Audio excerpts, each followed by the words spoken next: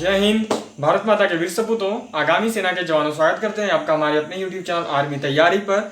आज हम सभी आपके बीच इंडियन आर्मी नर्सिंग असिस्टेंट का 2019 का क्वेश्चन पेपर का पार्ट 1 लेकर आए हुए हैं। देखो, इससे भी पहले मैंने 2019 का क्वेश्चन पेपर बताया था, लेकिन वो किसी और जोन का था। ठीक है, ये भी 2019 का ही पेपर है, लेकिन ये किसी और जोन का है।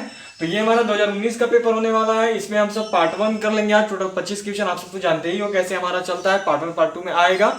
तो देखो, इससे पहले हम सभी ने काफी ज्यादा प्रीवियस ईयर पेपर्स क्लियर कर दिए हैं, हर एक जोन का क्लियर कर दिया है। तो यदि आपसे मिस हो गया हो तो उस प्रीवियस ईयर क्वेश्चन पेपर के प्लेलिस्ट का लिंक आपको हमारे आई बटन पर और डिस्क्रिप्शन बॉक्स में मिल जाएगा, जहां से जाकर आप प्रीवियस ईयर पेपर्स देख सकते हो नर्सिंग असिस्टेंट के। तो चलिए एक बार शुरू करने से पहले रफली सिलेबस देख लेते हैं कि सिलेबस क्या होती है। तो सिलेबस में देखो, जीके से आपका क्या होगा ना कि 10 क्वेश्चन आ गया। ठीक है, जीके के बाद आपका आ जाएगा, देख लो यहाँ पे मैथ से जो है, मैथ से आपका टोटल 5 क्वेश्चन आ जाएगा। मैथ के बाद जो है आपका अब हो जाएगा, मैथ हो गया, जीके, मैथ, फिर आपका हो जाएगा फिजिक्स से भी 5 क्वेश्चन। फिर उसके बाद आपका आ जाएगा बायोलॉजी, और बायोलॉजी से जो है टोटल आपका 15 क्वेश्चन होगा। और फिर रहेगा आपका केमिस्ट्री से भी आपका जो है टोटल 15 क्वेश्चन रहेगा। कितने क्वेश्चन हो गए? 10 और 5 15 और 5 20, 20 और 15 35 और 15 हो गया 50। टोटल 50 क्वेश्चन होने वाले हैं। अब अगर आपको और डीपली जानना हो कि एक क्वेश्चन कितने मार्क्स का होता है, क्या रूल है, कैसे मार्क्स मिलती है, बोनस मार्क्स कितनी मिलती है, क्या नर्सिंग असिस्टेंट में एनसीसी वालों को भी एग्जाम देना होगा, क्या कट ऑफ होती है, तो इन सब के ऊपर मैंने एक अलग से वीडियो बनाया हुआ है, जिसे मैंने केवल रिटन के सिलेबस के बारे में बताया हुआ है आपका नर्सिंग असिस्टेंट का। तो यदि आपसे मिस हो गया हो तो उसका वीडियो का लिंक आपको हमारे आई बटन पर और डिस्क्रिप्शन बॉक्स में मिल जाएगा, जहां से जाकर आप नर्सिंग असिस्टेंट के सिलेबस को देख सकते हो। तो चलिए आज की क्लास शुरू कर लेंगे। क्वेश्चन नंबर 1 दिया गया, लोदी वंश का संस्थापक कौन था? ए इब्राहिम लोदी, बी सिकंदर लोदी, सी बहलोल लोदी। ठीक है, ये है यहाँ पे बहलोल लोदी, या फिर इनमें से कोई नहीं। कौन कौन सा ऑप्शन है? ए लोदी वंश का संस्थापक कौन था? क्वेश्चन नंबर 1 इब्राहिम लोदी, सिकंदर लोदी, बहलोल लोदी, या फिर डी इनमें से कोई नहीं। तो देखिए, लोदी वंश के जो संस्थापक थे वो थे Bahlol Lodi, option number C. और वो क्या हो गया? तो वो हो गया बहलोल लोदी। ठीक है, चलिए हम सभी क्वेश्चन नंबर 2 2 नंबर सवाल देख लेंगे। नंबर 2 2 नंबर सवाल दिया गया, कुतुबुद्दीन ऐबक की राजधानी थी? ए लाहौर, बी दिल्ली, सी अजमेर, या फिर डी लखनऊ। बताना है कि कुतुबुद्दीन ऐबक की जो है राजधानी क्या थी? लाहौर थी, दिल्ली थी, अजमेर थी, या लखनऊ थी। तो देखिए, कुतुबुद्दीन ऐबक की राजधानी जो थी वो लाहौर थी। क्या थी? तो कुतुबुद्दीन ऐबक की राजधानी लाहौर थी। चलिए हम सभी क्वेश्चन नंबर 3 3 नंबर सवाल देख लेते हैं। 3 नंबर सवाल दिया गया, जहांगीर को कहां दफनाया गया? ए आगरा, बी दिल्ली, सी लाहौर, या फिर डी श्रीनगर। बताना है कि जहांगीर को कहां पर दफनाया गया था? आगरा में, दिल्ली में, लाहौर में, या फिर श्रीनगर में। तो देखिए, जहांगीर को जो है दफनाया गया था लाहौर में। कहां पे? तो ऑप्शन नंबर सी, और वो हो गया लाहौर। चलिए हम सभी क्वेश्चन नंबर 4 4 नंबर सवाल कर लेंगे। क्वेश्चन नंबर 4 4 नंबर सवाल दिया गया, भारतीय संविधान को कितने भाग में विभाजित किया गया है? ए 16, बी 25, सी 24, या फिर डी 22। तो देखिए, भारतीय संविधान को टोटल 22 भागों में बांटा गया है। कितने भाग में बांटा गया है? तो भारतीय संविधान को टोटल 22 भागों में बांटा गया है। चलिए हम सभी क्वेश्चन नंबर 5 5 नंबर सवाल कर लेंगे। क्वेश्चन नंबर 5 5 नंबर सवाल दिया गया, भारतीय संविधान में कितनी सूचियां हैं? ए 1, बी 3, सी 4, या फिर डी 2। तो देखिए, भारतीय संविधान में टोटल जो सूचियां हैं वो आपकी टोटल 3 सूचियां हैं। ठीक है, भारतीय संविधान में कितनी सूची हैं? तो भारतीय संविधान में टोटल 3 सूचियां हैं।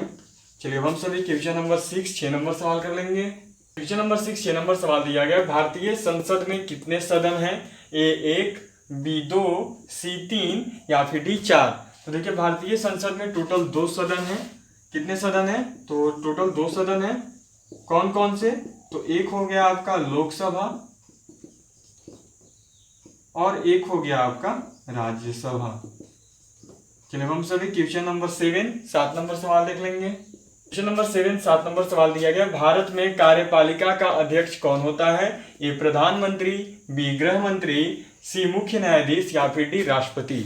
बोला जा रहा है कि भारत में जो कार्यपालिका चलती है, हर 5-5 वर्ष की जो कार्यपालिका चलती है, उसमें कार्यपालिका का अध्यक्ष कौन होता है? किसके साइन किए बिना कोई भी बिल पास नहीं होता है, किसके बिना कोई भी कानून पास नहीं किया जा सकता है, किसके बिना कोई भी नया एक्शन नहीं लिया जा सकता है। कौन होते हैं कार्यपालिका के अध्यक्ष? हमारे जो 5 साल का कार्यकाल चलता है उसमें किसी भी जो हमारा जो चुनाव होता है उसका कार्यकाल तो 5 सालों का ही होता है, आप सब भी जानते हो भारत देश में। तो उसी तरीका से जो 5 साल के अंतराल में भारत के कार्यपालिका के अध्यक्ष कौन होते हैं, तो इसमें होते हैं, देख लीजिए, राष्ट्रपति। ठीक है, राष्ट्रपति जी के बिना साइन के, बिना मुहर के कोई भी काम आगे नहीं बढ़ सकता है, इसलिए इनका काम हर जगह होता ही है, इनका परमिशन हर जगह चाहिए। तो हमारा ऑप्शन नंबर डी से हो गया राष्ट्रपति। चलिए हम सभी क्वेश्चन नंबर 8 8 नंबर सवाल देख लेंगे। क्वेश्चन नंबर 8 8 नंबर सवाल दिया गया, बोकारो स्टील प्लांट किस देश की सहायता से स्थापित किया गया है? ए रूस, बी फ्रांस, सी ग्रेट ब्रिटेन या फिर डी यूएसए। तो देखिए सबसे पहले जानते हैं बोकारो स्टील प्लांट के बारे में। ठीक है, तो बोकारो स्टील प्लांट जो है वो आपका झारखंड में है। कहाँ पे है? तो झारखंड राज्य में है, और झारखंड राज्य में ये बोकारो जिला में है। कहाँ पे? बोकारो जिला में। तो बोकारो में स्टील प्लांट होने की वजह से, बोकारो डिस्ट्रिक्ट में स्टील प्लांट होने की वजह से इसका नाम पड़ गया बोकारो स्टील प्लांट। और ये बोकारो स्टील प्लांट कहाँ पर है? तो झारखंड राज्य में है। अब बात आती है कि इसे किसकी सहायता से स्थापित किया गया था? रूस, फ्रांस, ग्रेट ब्रिटेन या फिर डी यूएसए, संयुक्त राज्य अमेरिका। तो देखिए हमारा सही आंसर है ऑप्शन नंबर ए, रूस की सहायता से इसे स्थापित किया गया था। चलिए हम सभी क्वेश्चन नंबर 9 9 नंबर सवाल देख लेंगे। क्वेश्चन नंबर 9 9 नंबर सवाल दिया गया है, विश्व का सबसे बड़ा गेहूं उत्पादक देश है? ए चीन, बी भारत, सी फ्रांस या फिर डी कनाडा। तो देखिए विश्व का सबसे बड़ा गेहूं उत्पादक देश जो है वो चीन है। कौन सा देश है? चीन। और अपना भारत जो है ये सेकंड नंबर पर है। चलिए हम सभी क्वेश्चन नंबर 10 और जीके सेक्शन का आखिरी क्वेश्चन 10 नंबर सवाल कर लेंगे। क्वेश्चन नंबर 10 और 10 नंबर सवाल दिया गया, ज्ञानपीठ पुरस्कार किस क्षेत्र में दिया जाता है? ए इतिहास, बी फिल्म, सी नाटक या फिर डी साहित्य। तो देखिए ज्ञानपीठ पुरस्कार जो है वो साहित्य के क्षेत्र में दिया जाता है। किस क्षेत्र में दिया जाता है? तो ऑप्शन नंबर डी साहित्य। चलिए इसी के साथ हमारा जीके सेक्शन जो है वो कंप्लीट हो गया। अब यहाँ से जो है हमारा क्वेश्चन नंबर 11 से लेकर क्वेश्चन नंबर 15 तक मैथ होगा, क्योंकि 5 क्वेश्चन आपका मैथ से आता है। तो चलिए देख लिया जाए question number 11। Question number 11 11 number सवाल दिया गया, दो संख्याओं का योग यदि 600 है तथा प्रथम संख्या 260 है तो दूसरी संख्या क्या है? हमें दूसरी संख्या ज्ञात करना है, तो यहाँ पे मान लेंगे। ठीक है, माना कि प्रथम संख्या बराबर ए। ठीक है, तो ए बराबर हमें कितना मिला हुआ है? प्रथम संख्या दिया जा चुका है, ए बराबर दिया हुआ है 260। ठीक है, अब यहाँ पे दूसरी संख्या और दूसरी संख्या बराबर भी, ये हमें पता नहीं है। अब दिया क्या गया? दिया गया दो संख्याओं का योग बराबर 600। लिख लेंगे, दो संख्याओं का योग बराबर 600। ठीक है, दो संख्याओं का मतलब योग, मतलब संख्या कौन कौन सी है? ए और बी। तो मतलब हो गया ए प्लस बी बराबर 600। ए कितना है? तो ए देख लो है आपका 260 प्लस बी बराबर 600, और बी बराबर क्या होगा? तो बी बराबर हो जाएगा 600 माइनस 260। तो 600 माइनस 260 करने पे कितना आएगा? तो जब 600 माइनस 260 करोगे तो आपका आ जाएगा 340, ऑप्शन नंबर सी। चलिए अब हम सभी क्वेश्चन नंबर 12 12 नंबर सवाल देख लेंगे। क्वेश्चन नंबर 12 12 नंबर सवाल दिया गया, under root 144 minus under root 100 equal to what? कितना होगा ये बताना है। तो देखिए अंडर रूट 144 जो है वो क्या होता है? 12 का स्क्वायर होता है, माइनस 100 जो है वो 10 का स्क्वायर होता है। ठीक है, अब क्या आ गया? 12 का स्क्वायर मतलब 12 का ठो लिख सकते हैं 2 ठो, और 10 का स्क्वायर मतलब 10 का ठो लिख सकते हैं तो 2 ठो। चलिए ये हो गया। अब क्या आ जाएगा? दो ठो 12 के लिए एक बाहर आएगा जब रूट टूटेगा तो, और जब यहाँ से रूट टूटेगा तो आपका एक 10 बाहर आएगा। तो 12 में से 10 घटा दोगे तो आपका बचेगा केवल 2, ऑप्शन नंबर ए। चलिए अब सभी क्वेश्चन नंबर 13 13 नंबर सवाल कर। क्वेश्चन नंबर 13 13 नंबर सवाल दिया गया, tan 45 degree minus cot 45 degree equal to what? ठीक है, तो पहले क्वेश्चन लिख लेते हैं। क्या दिया गया? tan 45 degree minus cot 45 degree. तो देखिए tan 45 डिग्री का वैल्यू 1 होता है और cot 45 डिग्री का वैल्यू 1 होता है। तो ये प्लस ये माइनस कटेगा 0 आएगा, या फिर एक में से एक घटा दोगे तो 0 ही आएगा, ऑप्शन नंबर ए। चलिए अब हम सभी क्वेश्चन नंबर 14 14 नंबर सवाल कर लेंगे। 14 नंबर सवाल दिया गया 20 और 40 के अनुपातिक तीसरा है। यहाँ पे 20 और 40 के अनुपातिक तीसरा पता करना है, क्या होगा। तो देखिए अनुपातिक तीसरा कैसे पता करते हैं वो देख लीजिए। जो ये 20 दिया गया है तो ये हो गया a बराबर 20 और b बराबर 40, ठीक है। तो अनुपातिक निकालने का, अनुपातिक कैसे होता है, a अनुपात b होता है, b अनुपात c होता है, ऐसे ही होता है। अनुपातिक तीसरा का मतलब यही कि हमें ये c निकालना है, समझ गए आप सब। अनुपातिक पहला और दूसरा मिल चुका है हमारा, पहला दूसरा, ये भी दूसरा ही है क्योंकि b ही है, तो ये तीसरा, अनुपातिक तीसरा हमें निकालना है, मतलब कि हमें इसका वैल्यू जो है वो निकालना है, ठीक है। हमें इसका वैल्यू यहाँ पर निकालना है। तो a अनुपात b, a कितना है 20, b कितना है 40, फिर अनुपाती हो गया। फिर b कितना हो गया 40, और हमें c पता नहीं है तो c को ऐसे ही छोड़ देंगे। b अनुपात 40 का मतलब, अनुपात का मतलब आप भी जानते हो कि बट्टा होता है 20/40, फिर ये हो गया समानुपाती 40/c, क्रॉस मल्टीप्लीकेशन करेंगे तो क्या आ जाएगा, तो आ रहा है देखिए 20 गुना c और बराबर में आ रहा है 40 गुना 40, ऐसा आएगा हमारा। फिर उसके बाद ये अब c बराबर 40 गुना 40 हो जाएगा, और 20 इधर गुना में था उधर जाएगा तो भाग में हो जाएगा बट्टा 20, 20 से देखो ये 2 बार में कट जाएगा, तो 2 गुना 40 बराबर कितना आ रहा है 80। तो 20 और 40 के अनुपातिक तीसरा जो है वो आपका 80 होगा। चलिए हम सभी क्वेश्चन नंबर 15 15 नंबर सवाल कर लेंगे। क्वेश्चन नंबर 15 15 नंबर सवाल दिया गया, दो संख्याओं का गुणनफल 150 है तथा HCF 5 है तो LCM ज्ञात करें। देखिए यहाँ पे HCF की जगह महत्तम समापवर्त लिखा हुआ था और LCM की जगह लघुत्तम समापवर्त लिखा हुआ था, लेकिन मैंने इसे HCF लिख दिया शॉर्ट में और इसे LCM लिख दिया, लेकिन क्वेश्चन में आपका महत्तम समापवर्तक और ये लघुत्तम समापवर्त लिखा हुआ था। तो चलिए देख लेंगे क्या दिया हुआ है, दो संख्याओं का गुणनफल, ठीक है। दो संख्याओं का गुणनफल बराबर कितना है हमारा 150 है।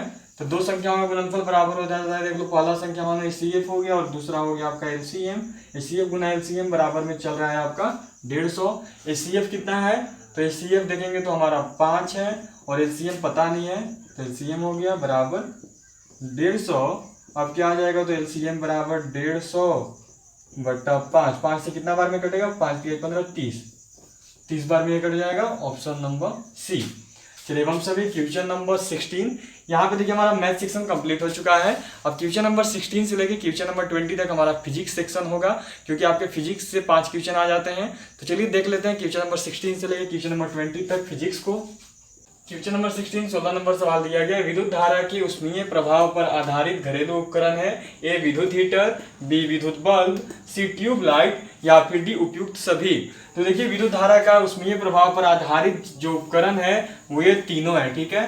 तीनों के तीनों विद्युत धारा के उष्मीय प्रभाव से काम करते हैं। तो विद्युत हीटर, विद्युत बल्ब और ट्यूबलाइट ये तीनों के तीनों उष्मीय प्रभाव पर आधारित उपकरण है, घरेलू उपकरण है। तो ये हमारा आंसर हो गया उपयुक्त सभी, ऑप्शन नंबर डी। चलिए हम सभी क्वेश्चन नंबर 17 17 नंबर सवाल देख लेंगे। क्वेश्चन नंबर 17 17 नंबर सवाल दिया गया, निम्न में सर्वोच्चतम विद्युत चालक है। बताना है कि यहाँ पे 4 ऑप्शन दिए गए, इनमें से सबसे अच्छा विद्युत का चालक कौन है, सुचालक कौन है। ए तांबा, बी लोहा, सी एल्यूमिनियम या फिर डी चांदी। तो देखिए चांदी जो है वो विद्युत का सबसे अच्छा सुचालक है। सबसे अच्छा चालक कौन है विद्युत का, तो वो है आपका चांदी। चलिए हम सब क्वेश्चन नंबर 18 18 नंबर सवाल देख लेंगे। क्वेश्चन नंबर 18 18 नंबर सवाल दिया गया, सुबह का सूरज इतना गर्म नहीं होता जितना दोपहर का, क्योंकि बताना है कि सुबह के समय का जो सूर्य होता है वो उतना गर्म नहीं होता, जबकि दोपहर का काफी ज्यादा होता है। इसका क्या कारण है। ए सूरज की किरणें सुबह के समय धीरे चलती है, बी सुबह के समय सूरज ठंडा होता है, सी सुबह के समय सूर्य पृथ्वी से अधिक दूर होती है, या फिर डी सुबह के समय सूरज की किरणों को अंतरिक्ष में अधिक दूरी तय करनी पड़ती है। कौन कौन सा ऑप्शन है, तो ऑप्शन है सूरज की किरणें सुबह के समय धीरे चलती है, ऑप्शन नंबर बी सुबह के समय सूरज ठंडा होता है, ऑप्शन नंबर सी सुबह के समय सूर्य पृथ्वी से अधिक दूर होती है, या फिर ऑप्शन नंबर डी सुबह के समय सूरज की किरणों को अंतरिक्ष में अधिक दूरी तय करनी पड़ती है। तो देखिए इसका जो सही उत्तर है वो है डी, ठीक है। सुबह के समय सूरज की किरणों को अंतरिक्ष में अधिक दूरी तय करनी पड़ती है, क्योंकि वो तिरछी होती है। तो चलिए अब हम सभी क्वेश्चन नंबर 19 नंबर सवाल देख लेंगे। 19 नंबर सवाल दिया गया, अच्छे उत्सर्जक अच्छे चालक होते हैं, यह कथन है। बताना है ये जो कथन दिया गया कि अच्छे उत्सर्जक जो है वो अच्छे चालक होते हैं, ये निम्न में से किस नियम से का कथन है, किसका है? ए किरचॉफ का नियम का, बी स्टीफन का नियम का, सी न्यूटन के शीतलन का नियम का, या फिर डी उष्मागतिकी के नियम का। तो देखिए अच्छे उत्सर्जक एक अच्छे चालक होते हैं, यह कथन है किरचॉफ के नियम का। ऑप्शन नंबर ए क्या है? तो दिया गया है किरचॉफ का नियम। चलिए हम सभी फिजिक्स सेक्शन का आखिरी क्वेश्चन नंबर 20 20 नंबर सवाल देख लेंगे। क्वेश्चन नंबर 20 20 नंबर सवाल दिया गया, बर्फ का ताप बढ़ाने से उसका गलनांक ए घट जाएगा, बी बढ़ जाएगा, सी अपरिवर्तित रहेगा, या फिर डी शून्य हो जाएगा। बताना है कि जब बर्फ का ताप बढ़ाएंगे तो उसका गलनांक जो है वो घटेगा, बढ़ेगा, अपरिवर्तित रहेगा, या फिर डी शून्य हो जाएगा। तो देखिए बर्फ का ताप बढ़ाने पर उसका गलनांक जो है वो घट जाता है। गलनांक का वैल्यू क्या होता है? घट जाता है। जैसे जैसे बर्फ का ताप बढ़ता है वैसे वैसे उसका गलनांक का जो वैल्यू होता है, मेल्टिंग पॉइंट, वो घट। यहाँ पे हमारा जो है फिजिक्स सेक्शन कंप्लीट हो चुका है। यहाँ पे अब हम सभी क्वेश्चन नंबर 21 21 नंबर सवाल देख लेंगे। क्वेश्चन नंबर 21 21 नंबर सवाल दिया गया, रेड डाटा बुक उन जातियों के बारे में जानकारी देता है जो लुप्त है, संकटापन है, जिन पे संकट है वो लुप्त होने वाले हैं, या फिर सी खतरनाक हैं, या डी विरली हैं जो विलय हो चुके हैं। क्या है? ए लुप्त मतलब जो बिल्कुल खत्म हो चुके हैं, बी जो संकट में है जो लुप्त होने की कगार पर हैं, सी जो खतरनाक है, या फिर जो विरली हैं जो विलय हो चुके हैं। तो देखिए रेड डाटा बुक उन जातियों के बारे में जानकारी देता है जो कि संकटापन है, विलुप्त होने की कगार पर हैं। चलिए हम सभी क्वेश्चन नंबर 22 22 नंबर सवाल देख लेंगे। क्वेश्चन नंबर 22 22 नंबर सवाल दिया गया, मोटर कार से उत्पन्न प्रदूषक जो मानसिक रोग पैदा करता है, ए NO2, बी SO2, सी CO2, या फिर डी SO4। तो देखिए मोटर कार से उत्पन्न प्रदूषक जो मानसिक रोग पैदा करता है वो है आपका SO2। Option number B. अब देखिए दो को लिया जाता है, एक SO2 को भी ले लिया जाता है कभी कभार, और एक PB को भी लिया जाता है। ठीक है, दो चीजें आते हैं, एक SO2 सल्फर डाइऑक्साइड और PB लेड भी ले लिया जाता है। दो चीजें होती हैं, SO2 एंड बोल सकते हो, और मत लिखना एंड, यहाँ पे करना एंड PB। चलिए हम सभी क्वेश्चन नंबर 23 23 नंबर सवाल देख लेंगे। क्वेश्चन नंबर 23 23 नंबर सवाल दिया गया, संसार का सबसे छोटा पुष्प है, ए रेफलिसिया, बी कमल, सी गुलाब, या फिर डी वुल्फिया। तो देखिए संसार का जो सबसे छोटा पुष्प है वो है वुल्फिया। Option number D. और वो क्या है? तो वो है, देख लो आपका वुल्फिया। चलिए हम लोग क्वेश्चन नंबर 24 24 नंबर सवाल देख लेंगे। 24 24 नंबर सवाल दिया गया, नारियल का खाने योग्य भाग होता है, ए फल भित्ति, बी भ्रूणपोष, सी पूर्ण बीज, या फिर डी बीजावरण। तो देखिए नारियल का जो खाने योग्य भाग है वो फल भित्ति, भ्रूणपोष, पूर्ण बीज या बीजावरण में भ्रूणपोष है। कौन सा है? तो ऑप्शन नंबर बी भ्रूणपोष। नारियल में खाने योग्य भाग जो है वो भ्रूणपोष होता है। चलिए हम सभी आज का आखिरी क्वेश्चन नंबर 25 25 नंबर सवाल देख लेंगे। क्वेश्चन नंबर 25 और आज का आखिरी सवाल दिया गया, प्राकृतिक गैस और बायोगैस दोनों में कौन सी गैस होती है? यहाँ पे देखिए, यहाँ पे हमें 4 गैसों के नाम दिए गए हैं। ठीक है, इनमें से हमें एक ऐसे गैस को चुनना है जो कि प्राकृतिक गैस भी है और बायोगैस भी है। तो चलिए देख लेते हैं। Option A methane, B butane, C hydrogen, या फिर डी कार्बन मोनोऑक्साइड। तो देखिए यहाँ पे प्राकृतिक गैस और बायोगैस दोनों के ही रूप में जो है वो मीथेन है। ठीक है, मीथेन प्राकृतिक गैस में भी आता है और मीथेन बायोगैस में भी आता है। चलिए इसी के साथ हमारा जो है आज का पार्ट 1 कंप्लीट हो गया, 2019 के क्वेश्चन पेपर का पार्ट 1। और फिर आपसे मिलेंगे 2019 के क्वेश्चन पेपर का पार्ट 2 लेकर आएंगे, तब जिसमें हम सभी जो 10 बच गए हैं बायोलॉजी के और जो 15 बच गए हैं केमिस्ट्री के उसे कर लेंगे। तो अभी के लिए इतना ही। यदि वीडियो पसंद आई हो तो वीडियो को लाइक जरूर कर दे, चैनल को सब्सक्राइब करके बेल आइकन जरूर प्रेस करें। फिर मिलता हूँ आपसे अपनी नेक्स्ट क्लास में, इसके पार्ट 2 में। तब तक के लिए जय हिंद, जय भारत।